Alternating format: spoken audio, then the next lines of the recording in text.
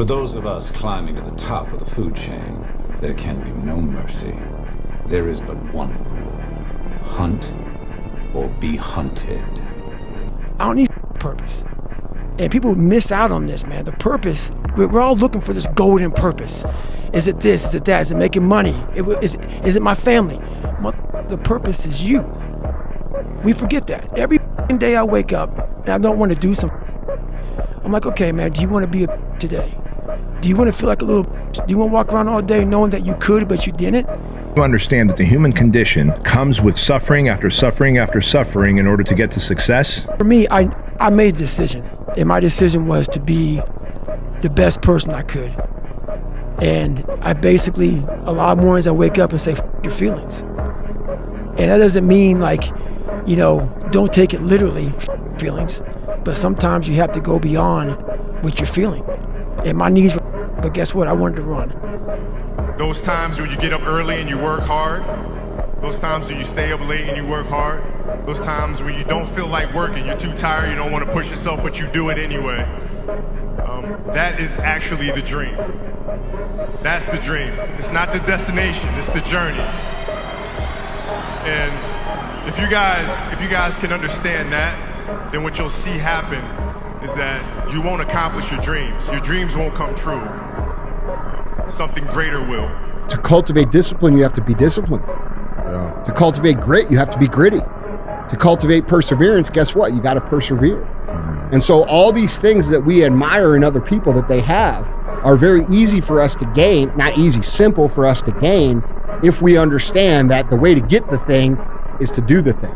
Successful people see opportunity in every failure. Normal people see failure in every opportunity. Both are right. Only one gets rich. Nothing's ever going to be given to you. Everything's going to be earned. If you don't go out there and put in the work, you don't go out and put in the effort, one, you're not going to get the results. But two, more importantly, you don't deserve it. You didn't earn it. There's people that are willing to go very far, and then there's people that are willing to go far further than that. That's it. And when you're a person who prides yourself on your ability to go very far, and then someone is willing to go far farther than you have to decide, do I want to look at that as the new standard? Do I want to judge myself? Do I want to admire him? Or do I want to try to take him down because I feel bad? Because I can't do what he does, or I haven't done what he does, or what he does makes me look bad, because I like to think I'm a hard worker. Right. I like to think I'm disciplined and hard, and then I see this dude out there that's just making me look soft. If you want revenge for the bad things that have happened in your life, start with the version of you that hasn't lived up to your potential. Where would you be in your life right now if all the plans you ever made for yourself in the past you had executed on without fail?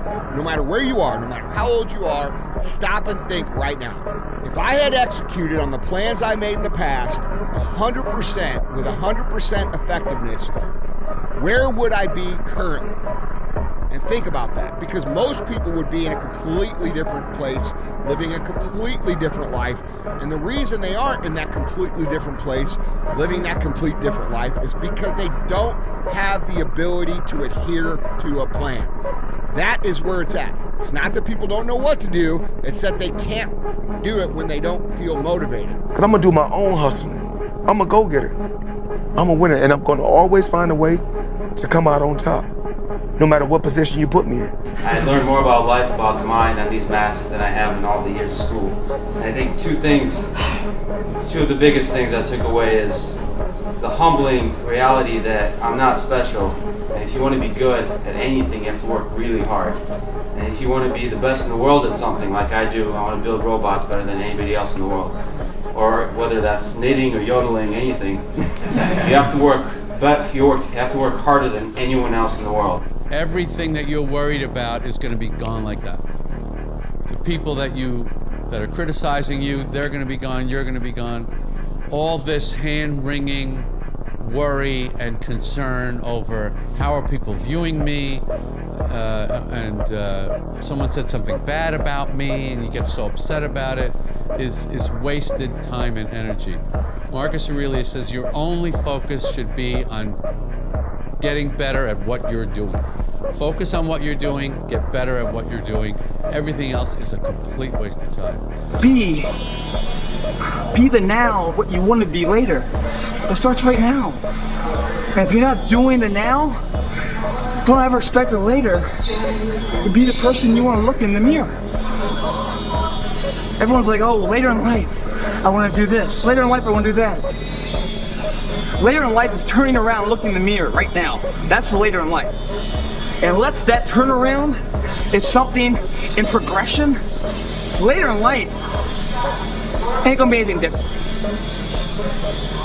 Believe, when you turn around, you're gonna see something that put a smile on your face. It's gonna make you turn around the next day for action.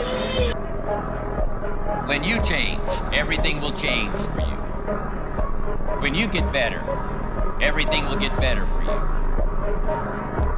That's where I picked up that phrase, for things to change, you've got to change. You don't have to change the marketplace. You don't have to change the marketing plan. You don't have to change the economy. You don't have to change countries. You don't have to change circumstances out there. All you've got to do is look within and see if you can change yourself for the better. And as you change, things will start to change for you. When you get to the point where all you want to do is be successful as bad as you want to breathe, then you'll be successful. And I'm here to tell you, number one, that most of you say you want to be successful, but you don't want it bad. You just kind of want it. You don't want it badder than you want to party. You don't want it as much as you want to be cool. Most of you don't want success as much as you want to sleep. Some of you love sleep more than you love success. And I'm here to tell you today, if you're going to be successful, you've got to be willing to give up sleep. You got to be willing to work off for 3 hours of sleep, 2 hours. If you really want to be successful, some days you're going to have to stay up 3 days in a row. Because if you go to sleep, you might miss the opportunity to be successful. That's how bad you got to want it. You got to go days without, listen to me, you got to want to be successful so bad that you forget to eat. So many people, they want to go somewhere, but they don't want to move. What do they expect? They expect us to pick them up and carry them there? No. What is it today that you've been wanting, but to be honest with you, you haven't yet gotten? I will almost guarantee you the reason that your want and desire is far from being fulfilled by achieving it is because you haven't taken action necessary. So today, don't think about it. Don't talk about it. Don't wish for it.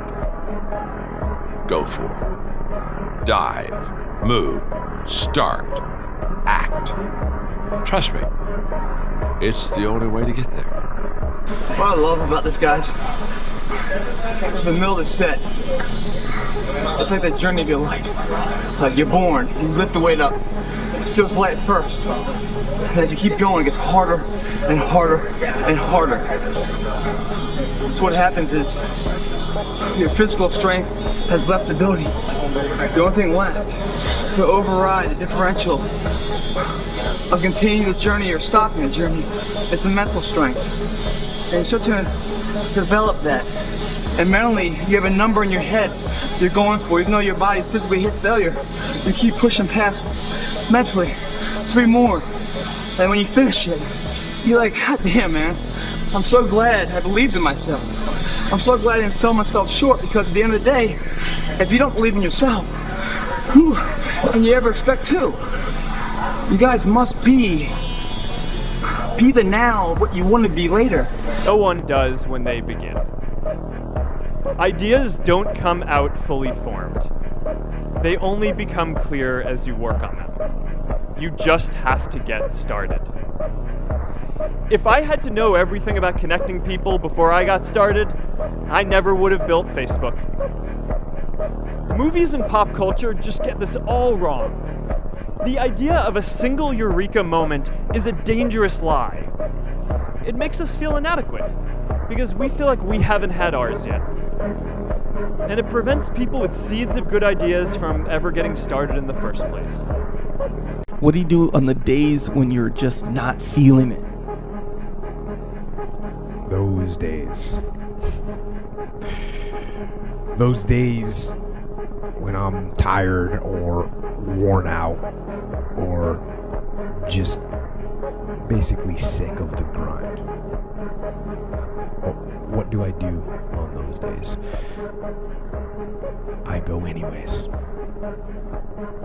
I get it done, even if I'm just going through the motions. I go through the motions. I don't really want to work out. I work out. I really don't want to hammer on a project. I hammer on the project. Don't really want to get up and get out of bed. Yeah, I get up and get out of bed. Motivation. I don't have motivation a lot of time. It's actually more about discipline. It's about just getting it done. Get up and get it done.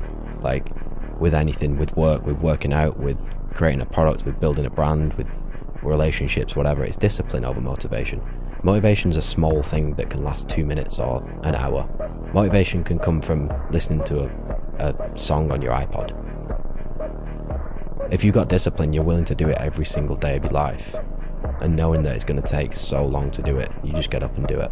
You don't even think about motivation. I think a lot of entrepreneurship and even personal growth is training yourself on how you respond to hard. Because in the early days, hard was, ooh, stop. This isn't good. This is a warning sign. This is a red flag. I should slow down, or I should stop, I should pivot. But the more I think about it as a competitive landscape, as I'm clear on what this path is supposed to look like, and these rocks and these dragons are things that I'm going to have to slay along the way to get the princess or get the treasure, I get happier about the harder it is because I know that no one else will follow. It's a selection effect. And I think if you can shift from this is hard to no one else will be able to do this, then it flips from being this thing that you're like, oh, poor me, to oh, poor everyone else who's going to have to try. Yeah. And I think that is so much more motivating as a frame for the exact same circumstance. My competitiveness inside was like, no, I'm going to do something in the next 20 years that is better than these last 20. You might not understand that. I'm doing that, you know? So the competitiveness kicks in. The odds were stacked against me. I won anyway. Because I win. You won because Edward Darby came forward. You got lucky. Guys like you always think other people get lucky. I don't get lucky. I make my own luck. And in this case, it's bleeding you dry. Right there. Play to win. Don't play to avoid loss. Because the things you fear, the things that's going to happen to you.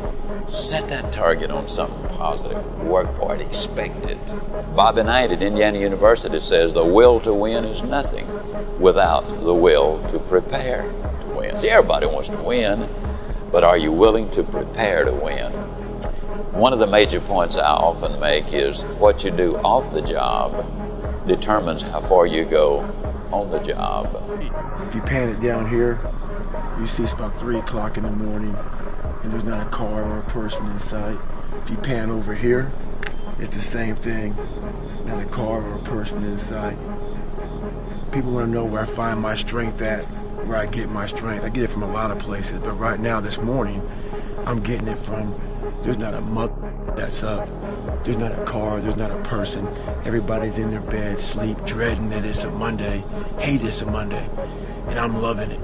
I'm loving that. Where everybody's getting weaker, I'm getting stronger. It's not about the running, the swimming, the push-ups, the sit-ups. It's about what those things do for your mentality. You don't get better on the daggone couch. You get better by coming out here and getting the after it every daggone day. Stay hard. Trained hard. Because it's what I do, it's what I enjoy, I love it. You take that away from me, you may as well just handicap me completely. Do you have to do it as well? No, I don't have to, but I love it. I don't understand why any man would not want to go to the gym and train. I don't get that. To feel better? You feel good, yeah. You feel fantastic. Best feeling in the world is when you've done a good training session and you're finished and you're going for a shower and a breakfast. Best time of the day as well, early in the morning for me. According to all aerodynamic laws, the bumblebee cannot fly because its body weight is not in the right proportion to its wingspan. But ignoring these laws, the bee flies anyway. And Muhammad Ali worked his butt off. And I saw it firsthand. And I remember that there was a sports writer that was there in the gym when he was working out and he was doing sit-ups. And they asked him, how many sit-ups do you do? And he said, I don't start counting until it hurts. Now think about that. He doesn't start counting his sit-ups until he feels pain. That's when he starts counting. That is working hard. And so you can't get around the hard work. It doesn't matter who it is.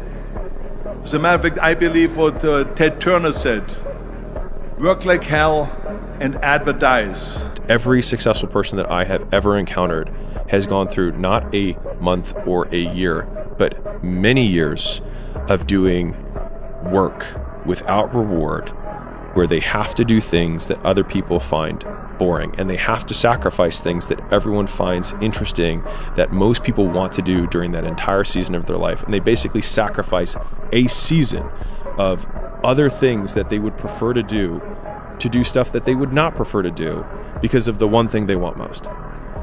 Whether you like it or not, from the time you wake up to the time you go to bed, a lot of us are at war with ourselves. And within that war, you have several battles. Those battles are basically choices. No, I'm not talking about a war that you might find in the Coliseum. I'm talking about a war that's in your brain. That war exists because life has so many choices. And within those choices, you gotta make right decisions. But you know what? When the alarm goes off in the morning, you don't have to wake up. Don't wake up, don't worry about that. When you're in school, you know what, that man, it's too hard to study, so don't study. You know what, don't eat healthy, because you don't have to. So guess what, when you fail, don't blame your mom, don't blame your dad, don't blame teachers. The only person you have to blame is yourself. You have to be able to use what's given to you, and we are unfortunately given way more negative than we are positive. So how are you going to use it? Are you going to use it by letting it, getting shy and sitting in the basement and, saying, man, I'm not ready to play this game? Or are you going to use it like, hey, you, I deserve this. I'm going to show you, and I'm going to prove you wrong. And then in 5-10 years, you're going to walk in the room, and all those people that doubted you, all those people that said negative to you, all those people that made jokes to you, all those people that rolled their eyes at you, they're all going to tell you how proud they are. I always believed in you. Yeah, I remember, and you'll remember too, every single person that ever said negative things to me. I remember all of them, and I remember the exact moment when they came back around and they said, oh, I'm so proud of you. And you know what's funny? By the time they come back around and say they're proud of you, you don't even need the validation anymore because you already know. And that's the most powerful thing that you can have, your own belief in yourself, proving yourself right, proving that you do have what it takes, and nobody can take that from you once you've built that. Middle school player, high school player, or college player, I had to do my work behind the scenes, like you did. I had to earn my way. And I didn't know that I was going to ever get the credit for it or ever get the results for it.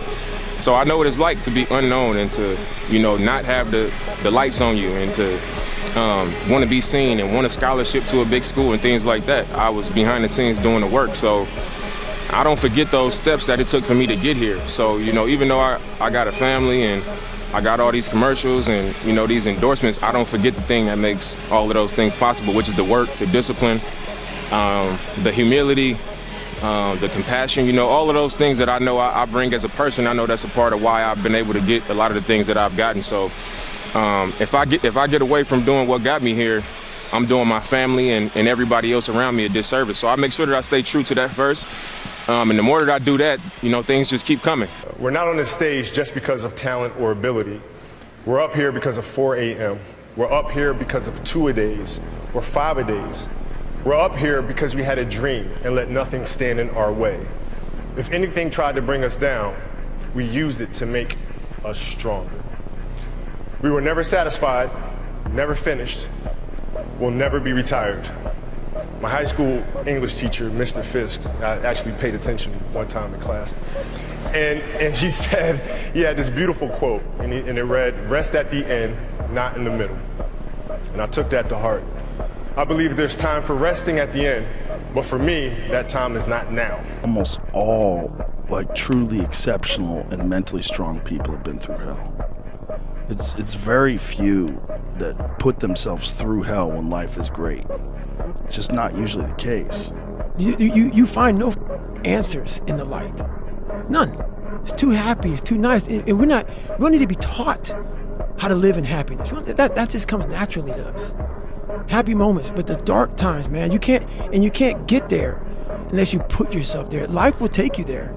But when you get into those dark moments, that's why people, how are you able, man, I couldn't read and write till I was a junior in high school. How are you able to write like this, man? I go to such places in my mind and I study the darkness. Like, it's not just physical. When I was growing up and I saw my mom getting beaten, I got beat, and I was some stuttering little black kid in an all-white school, and I'm on stage and I gotta say one line in front of 15 people, and I walk off stage kind of stutter. All those insecurities and all those things, man, I used to go home and cry and be like, oh my God, man, I'm so up. Hang on, man. As I got older, we gotta study this, man. The only way we're gonna get through this is if we study it. So every time I'm in a dark moment and life's up around me, whether it be physical or just life, I get in it, man, with a pen and paper.